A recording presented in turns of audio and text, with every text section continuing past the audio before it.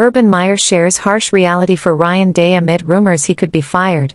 Former Ohio State head coach Urban Meyer never lost to Michigan in his tenure, but he does know the pressure that comes with the territory of being the Buckeyes' head coach.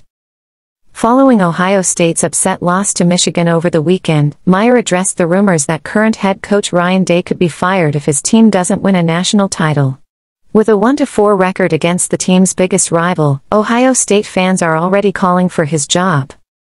Meyer thinks it's an uncomfortable thing to hear, but also knows it's the reality of being the coach of one of the most historic programs in college football. Yeah, it's uncomfortable to hear the fired word and it's uncomfortable to hear about pressure, but it's also reality that you're compensated very, very well.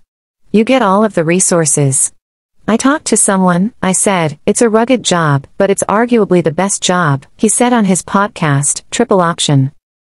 During a different segment of the podcast, he issued a warning to the Buckeyes following their loss to Michigan. When you lost that game, and I remember Woody Hayes distinctly saying and Earl Bruce would say it to me, it's 365 days of pain, he said. You have to live with that. Here's their reality now, that's somewhere in there but you have to get it out because you have a playoff to go to.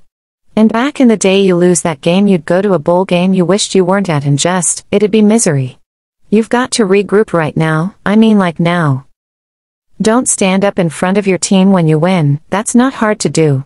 What's really hard to do is when you get punched right square in the mouth and I mean, you're hurting. You're bleeding, your guts are laying on the floor. You've got to pick them up and you've got to grab each other and you've got to go, and if they don't do that, they'll lose. Ohio State sits at number 6 in the latest college football playoff rankings and would host a playoff game as the number 8 seed if the tournament started today.